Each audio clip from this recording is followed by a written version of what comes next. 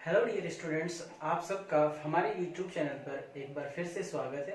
अब तक हमने लास्ट क्लास में विद्युत क्षेत्र की तीव्रता पर अध्ययन किया था। तो उसके अनुसार क्या था कि जैसे ये प्लस क्यू आवेश है, यदि आप ये ऐसे बात करो कि ये कोई क्यू आवेश है, इसके कारण r दूरी पर इस बिंदु P पर यदि विद्युत क्षेत्र की तीव्रता निकालना चाहे तो सूत्र क्या आया था? E बराबर k q upon r square.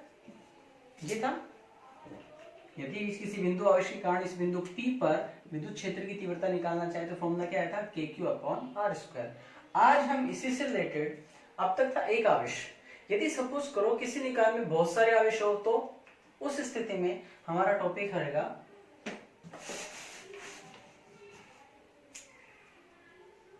आवेशों के निकाय के कारण विद्युत क्षेत्र।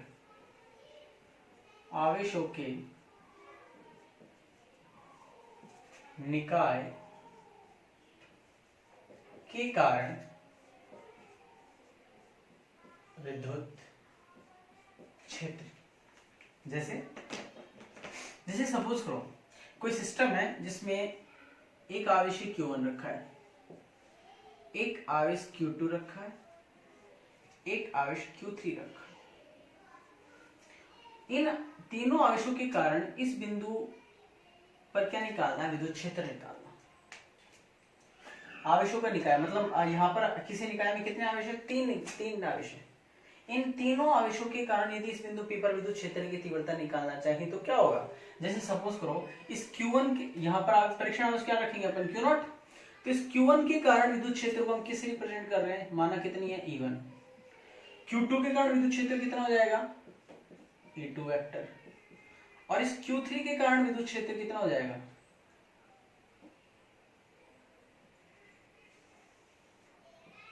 E3 vector. टॉपिक क्या था कि आवेशों के निकाय के कारण विद्युत क्षेत्र। तो हमने तीन आवेश लिए, जैसे Q1 आवेश, Q2 आवेश और Q3 आवेश। इन तीनों आवेशों के कारण इस बिंदु P पर हमें विद्युत क्षेत्र की तीव्रता का अध्ययन करना है। तो मैंने क्या रखा है यहाँ पर? परीक्षण आवेश Q0 रखेंगे। तो सपोज कर जैसे अपन माना कि Q1 के कारण बिंदु P पर विद्युत क्षेत्र की तीव्रता कितनी है? E1 वेक्टर है। Q2 के कारण कितनी है? E2 vector. और Q3 के कारण कितनी है? E3 वेक्टर है। तो इस बिंदु P पर कुल विद्युत क्षेत्र की तीव्रता कितनी हो गई? अध्यारोपण के सिद्धांत से जो इस बिंदु P पर विद्युत क्षेत्र की तीव्रता होगी, अध्यारोपण के सिद्धांत से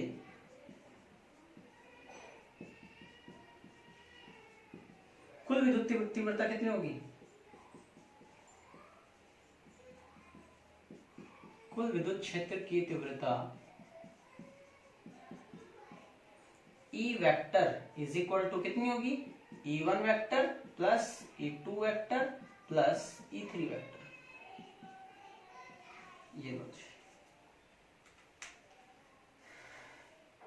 इन शॉर्ट, यदि किसी निकाय में बहुत सारे आवेश उपस्थित हों तो उन सभी आवेशों के कारण किसी बिंदु पर विद्युत क्षेत्र की तीव्रता उन आवेशों के कारण अलग अलग तीव्रताओं के सदिश योग के बराबर होती है।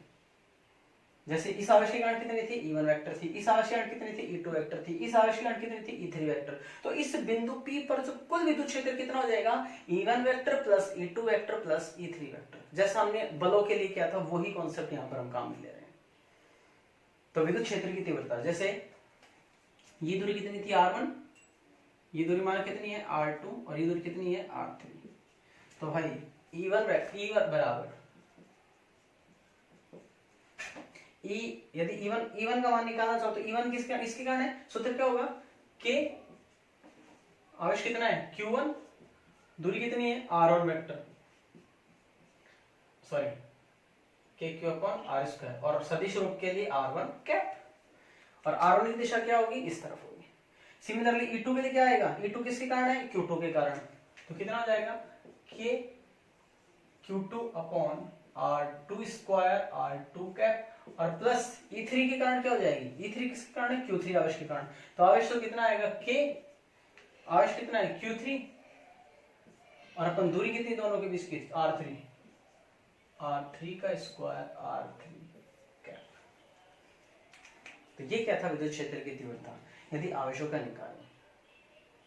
तो शुरू में मैं दोबारा से रिपीट करते हैं। जैसे सपोज कीजिए शुरू में फिर से बता रहा हूं, किसी निकाय में, जैसे ये अपन ने 3 आवेश को लिया था, सपोज n आवेश हो तो,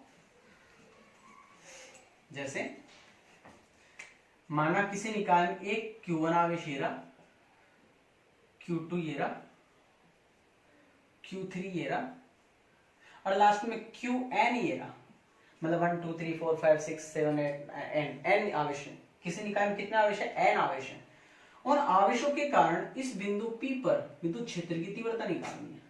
तो क्या करूंगा, सबसे पहले इस Q1 के कारण निकालूंगा। Q1 के कारण कितनी गई, सपोज किया E1, Q2 के कारण E2, Q3 के कारण E3 और Qn के कारण En। तो इस बिंदु P पर कुल विद्युत क्षेत्र की तीव्रता कितनी हुई? कुल के लिए हम अध्यारोपण का सिद्धांत लगे। अध्यारोपण का सिद्धांत क्या कहता है? E वेक्टर इक्वल टू कितना हो जाएगा, E1 plus E2 plus E3 plus dash dash dash plus En vector. वो ही हमारा अध्यारोपण का सिद्धांत। तो ये क्या था, यदि किसी निकाय में आवेशों की संख्या कितनी अधिक हो, 2 से ज्यादा हो या 1 से ज्यादा, तो आवेशों के निकाय कारण विद्युत क्षेत्र किसके अनुसार होगा? अध्यारोपण के सिद्धांत के अनुसार। E vector is equal to E1 vector plus E2 vector plus E3 vector, जितने वेक्टर हो, जितने आपके आवेश हो। तो ये क्या था आपका आवेशों के निकाय के कारण विद्युत क्षेत्र की तीव्रता। न्यूमेरिकल के केस में हम वो ही जैसे बलों के लिए सोल्व किया था उसी प्रकार यहां पर सोल्व करेंगे। 2 का जोड़ा लेके चलेंगे। जैसे सपोज कीजिए, मैं आपको एक एग्जांपल लेके समझा रहा हूं।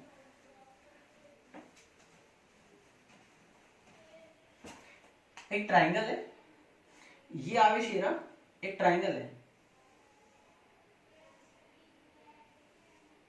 और कह रहा है इस प्रत्येक पर Q आवेश रखा है।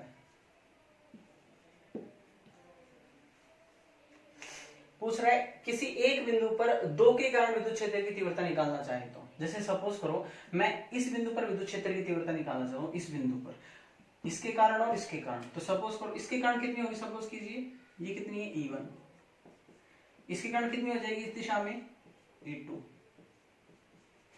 तो टोटल इस बिंदु पर कितनी होगी, वही हमारा E वेक्टर, और E वेक्टर किसके इक्वल होगा, वही E1 vector plus E2 vector. हमारे परिमाण के लिए वही सूत्र लगाएंगे, E इज इक्वल टू